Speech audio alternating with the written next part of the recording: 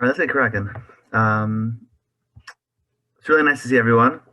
It would be even more awesome if those with their videos off. It's much easier for me to learn with people that I could see.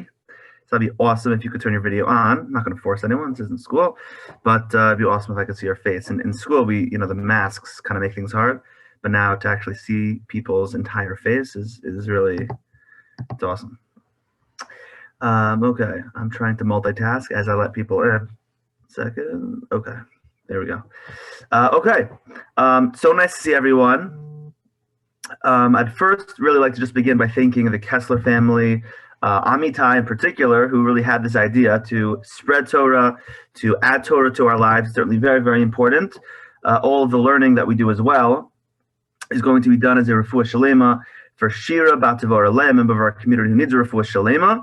So Mirza Hashem, we should focus on our learning and have Shira in mind, and hopefully in the merit of all of our learning, Shira will have a complete refuah shalema very, very soon. I'm also going to share my screen. There's like a document that I made. I'm not sure if anyone wants it. Certainly I could email it to you if we want to make some sort of a WhatsApp group. If this is going to be a continuous thing, I'm certainly happy to send it there. If anyone wants the sheet for this week, please let me know. I'd be more than happy to send it to you. I'm just going to share my screen. And we are going to begin. Also, just so that everyone knows, this is the first week. So if anyone has any thoughts, ideas, want to change anything, my initial thought was maybe have people learn a little bit for like 5 minutes, learn some of the sources with your parent if you have a parent, but not everyone has a parent. So certainly, please let me know what we want to do. But for today, we're just going to get started. Okay. This week's Parsha is Parshas Terumah. And what happens at the very beginning of the Parsha is the most incredible, the most amazing tzedakah campaign in the history of the Jewish people. Right? I'm sure many of our parents, certainly those who are on, can attest to the fact that we often get called to give tzedakah. But what was amazing about the beginning of Parshas Terumah, when Moshe Rabbeinu calls to the Jewish people and says, listen, guys, we need to donate to the Mishkan. We have all of this stuff that we got as we left Mitzrayim. Now we got to do something with it. Hashem didn't just give it to us for us to enjoy and have it for ourselves only, but when we get things, when Hashem gives us stuff, part of what we need to do is use it to serve Hashem. So Moshe's like, listen guys, the very beginning of our Parsha, Daber b'nei Israel, Hashem says, speak to the Jews and tell them, Vayikchu li Terumah, we got to take some sort of a donation. They have a responsibility to take what they've been given and to serve and to use it, to donate it to the Mishkan. And this is the first and perhaps the last tzedakah campaign in the history of the Jewish people where the head of the campaign, the head of the person asking for money, in this case Moshe, says, guys, I really appreciate it, but I don't need anything else. The Jews were so excited to give back to Hashem. They were so excited to take their possessions to Hashem. You took us out of Mitzrayim. You gave us all this stuff here.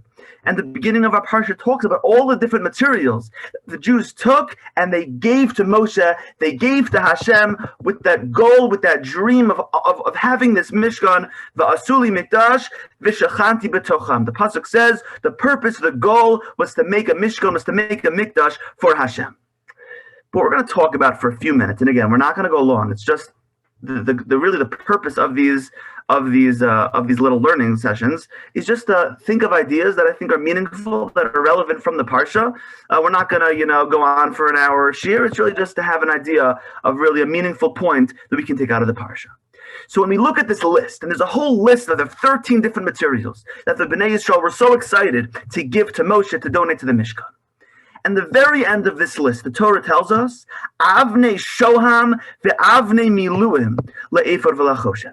There were these special precious stones that the Bnei Yisrael were giving to the Mishkan, and they were going to be used for the choshen in the Mishkan. They were going to be used for the ephod, for the breastplate, for the special plate that the Kohen would wear. These were very, very special stones, so special that the Gemara in Yoma tells us where these stones come from. Where they have these stones from? Where they took stones out of Egypt. Where they take these stones from?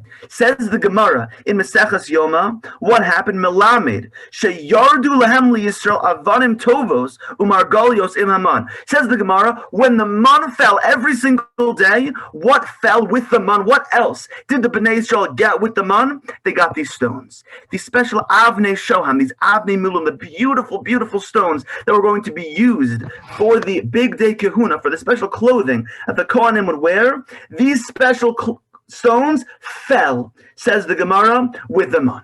So we have all of these materials. The final materials are these avanim, are these stones. Where they come from? They came from Shemayim. They came from Hashem.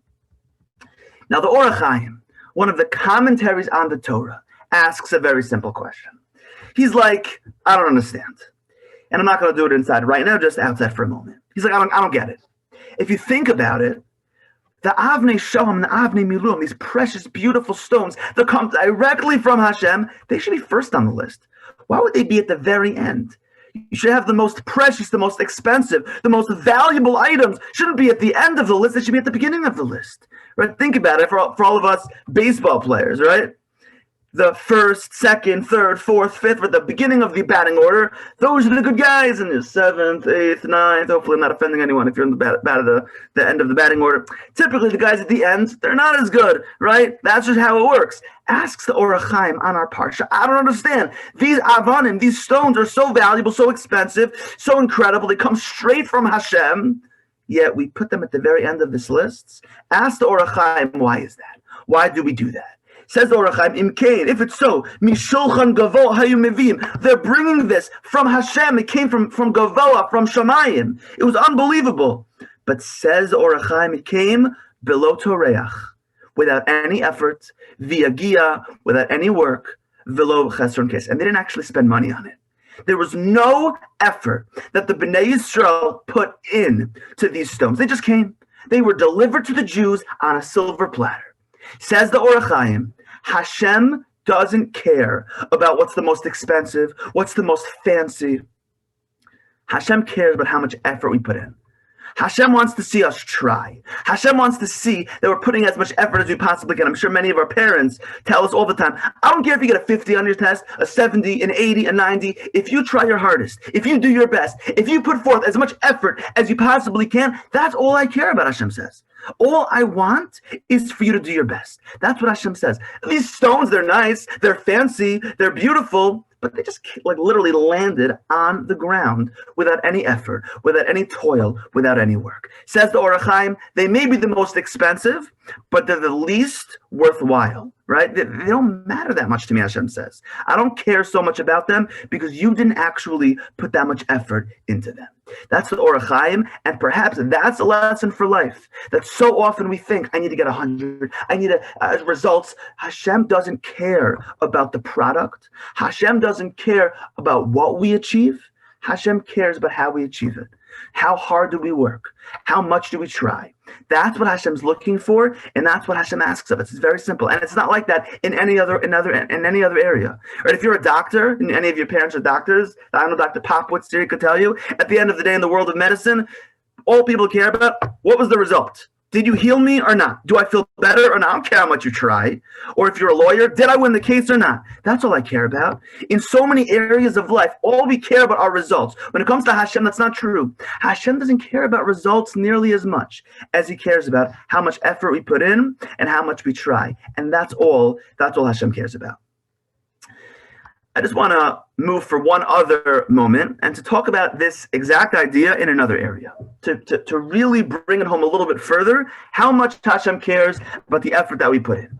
In Parshas Kisavo, the very end of the Parsha, of Sefer Terumah, the very end of the Torah, the Psukim talk about the Bikurim. The Bnei Yisrael would take the first fruits and bring them to the Beis HaMikdash. And the Torah says in the beginning of Parshas Kisavo, V'lakacha Kohen Hatzneh. The Kohen would take the baskets miyadecha from your hands, v'hinichu lefnei Mizbeach Hashem Elokecha. And he'd put these baskets of Bikurim in front of the Mizbeach in the holiest place in the entire world. Says the Mishnah in Maseches Bikurim, Ha'ashirim meviim bikureihem b'klaso shel zahav v'shel kesav v'zav. Says the Mishnah, the rich people would come, very wealthy people. They would come with these big, fancy, beautiful baskets of beautiful fruits. It was incredible. The most expensive gold and silver baskets that you could ever have possibly imagined. Says the Mishnah, v'ha'aniyim, but the poor people, meviim otam b'sli netzarim shel arava, klufa, v'hasalim v'bikurim nitin lakohanim.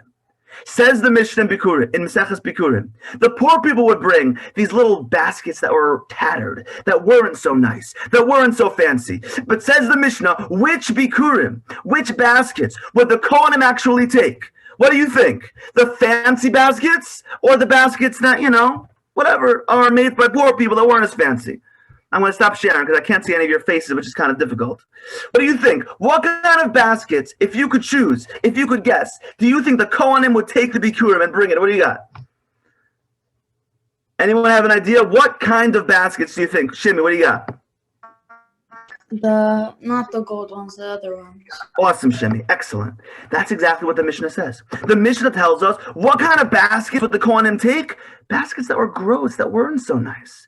The Malbim wants to know, I don't understand. We're talking about the Beis HaMikdash. We're talking about the holiest place in the entire world. Why would we take baskets that were tattered and that weren't as fancy and that weren't as nice to bring Bikurim in? The Malbim explains, very simple, because rich people, and it's great, it's beautiful. If you're wealthy and you have money and it's awesome, amazing. But says the Malbim, they just buy baskets. They didn't make the baskets themselves. They just went and they just, paid someone to make beautiful baskets and brought it. That's very nice. But says the Malbim, the poor people, they made their own baskets. They put their effort, their toil. They tried so hard to do the best they could. Says the Malbim, that's what we care about.